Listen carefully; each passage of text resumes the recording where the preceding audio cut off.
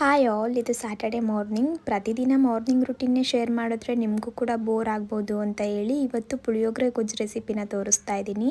ಹಾಗೆ ಗೊಜ್ಜಿಗೆ ಯಾವ್ಯಾವ ಇಂಗ್ರೀಡಿಯೆಂಟ್ಸ್ನ ಎಷ್ಟು ತೊಗೊಳ್ಬೇಕು ಅಂತ ನಾನು ಪಿನ್ ಮಾಡಿರ್ತೀನಿ, ನೀವು ಚೆಕ್ ಮಾಡ್ಕೊಳ್ಬೋದು.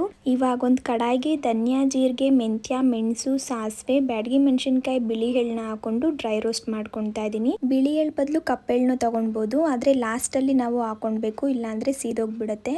ಇವಾಗ ಒಂದು ಕಡಾಯಿಗೆ ಹುಣಸೆಹಣ್ಣಿನ ರಸ, ಬೆಲ್ಲ, ಉಪ್ಪು ಹಾಕಿ ಕುದಿಸ್ಕೊತಾ ಇದ್ದೀನಿ. 1 ಕಪ್ ಹುಣಸೆಹಣ್ಣಿನ ರಸ ತಗೊಂಡಿದ್ರೆ ಅದು ಅರ್ಧ ಕಪ್ ಆಗೋವರೆಗೂ ನಾವು ಕುದಿಸ್ಕೊಳ್ಬೇಕು. ಡ್ರೈ ರೋಸ್ಟ್ ಮಾಡ್ಕೊಂಡಿರೋ ಧನಿಯಾ ಮೆಣಸಿನ್ಕಾಯಿ ಪೌಡರ್ನ ಹಾಕೊಂಡು ಎಣ್ಣೆ ಬಿಸಿ ಮಾಡಿ ಹಾಕಿ ಸ್ವಲ್ಪ ಇಂಗು, ಅರಿಶಿನದ ಪುಡಿ ಹಾಕಿ ಲೋ ಫ್ಲೇಮಲ್ಲಿ 5 ನಿಮಿಷ ಕುದಿಸಿದ್ರೆ ಗೊಜ್ಜು ರೆಡಿಯಾಗಿ ಹೋಗ್ಬಿಡುತ್ತೆ. ಈ ಗೊಜ್ಜನ್ನ ಸುಮಾರು 1.5 ತಿಂಗಳವರೆಗೂ ಸ್ಟೋರ್ ಮಾಡಿ ಇಟ್ಕೊಂಡು ಪುಳಿಯೋಗರೆ ಮಾಡ್ಕೊಳ್ಬೋದು. ಹಾಗೆ ನನ್ನ ಸ್ಯಾರಿಗೆ ಮ್ಯಾಚ್ ಆಗೋ ಥರ ಬ್ಯಾಂಗಲ್ಸ್ನ ಕ್ಯಾನ್ ಹ್ಯಾಂಡ್ಮೇಡ್ ಜ್ಯುವೆಲರೀಸ್ ಅನ್ನೋ ಇನ್ಸ್ಟಾಗ್ರಾಮ್ ಪೇಜ್ ಅಂತ ತರಿಸ್ಕೊಂಡಿದ್ದೀನಿ. ತುಂಬಾನೇ ಚೆನ್ನಾಗಿ ಕಸ್ಟಮೈಸ್ ಮಾಡಿಕೊಟ್ಟಿದ್ರು. ಡೀಟೇಲ್ಸ್ನ ಪಿನ್ ಮಾಡಿ